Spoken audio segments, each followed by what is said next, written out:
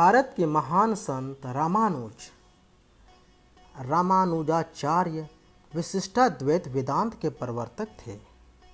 वह ऐसे वैष्णव संत थे जिनका भक्ति परंपरा पर बहुत गहरा प्रभाव रहा।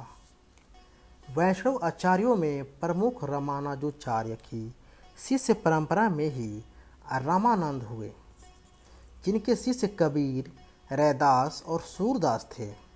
रामानुज ने वेदांत दर्शन पर आधारित अपना नया दर्शन विशिष्ट अद्वैत वेदांत लिखा था।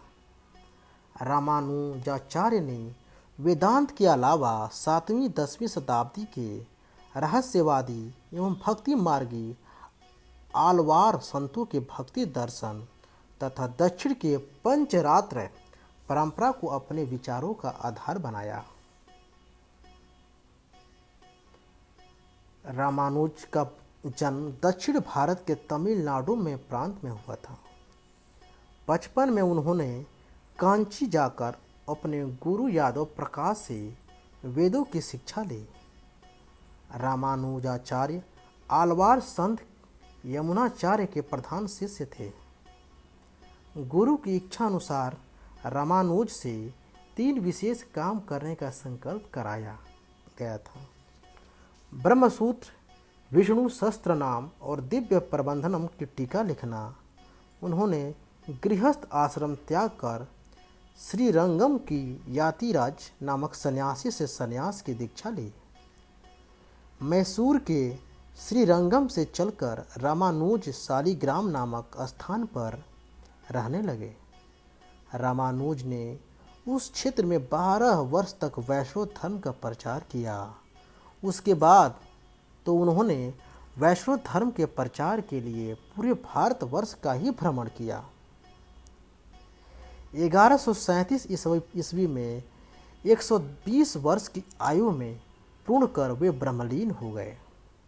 उन्होंने यूं तो कई ग्रंथों की रचना की, किंतु ब्रह्मसूत्र के भाष्य पर लिखे उनके 2 मूल ग्रंथ सर्वाधिक लोकप्रिय हुए: श्री भाष्यम एवं वेदांतम संग्रहम। रामानुजाचार्य के दर्शन में सत्ता या परम सत्य के संबंध में 3 स्तर माने गए हैं: ब्रह्म अर्थात ईश्वर, चित अर्थात आत्म तत्व और अचित अर्थात प्रकृति तत्व।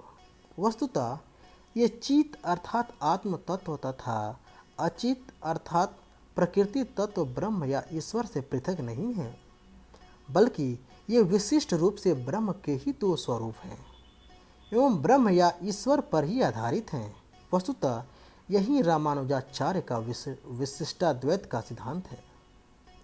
जैसे शरीर एवं आत्मा पृथक नहीं है तथा आत्म के उपदेश की पूर्ति के लिए शरीर का कार्य करता है, उसी प्रकार ब्रह्म या ईश्वर से पृथक चित एवं अचित तत्व का कोई अस्तित्व नहीं है। वे ब्रह्म हैं या ईश्वर का शरीर है तथा ब्रह्म या ईश्वर उनकी आत्मा सदृश है। रामानुज के अनुसार भक्ति का अर्थ पूजा पाठ या कीर्तन भजन नहीं, बल्कि ध्यान करना या ईश्वर की प्रार्थना करना है। सामाजिक परिप्रेक्ष्य से रामानुजाचार्य ने भक्ति को जाति एवं वर्ग से पृथक तथा सभी के लिए संभव माना है। इसके अलावा रामानुजाचार्य भक्ति को एक आदर्श के रूप में प्रस्तुत कर उसके लिए दार्शनिक आधार भी प्रदान किया कि जीव ब्रह्म में पूर्णतः विलय नहीं होता है, बल्कि भक्ति के द्वारा ब्रह्म से निकटता प्राप्त करना ही यही मोक्ष है। हरि ओम।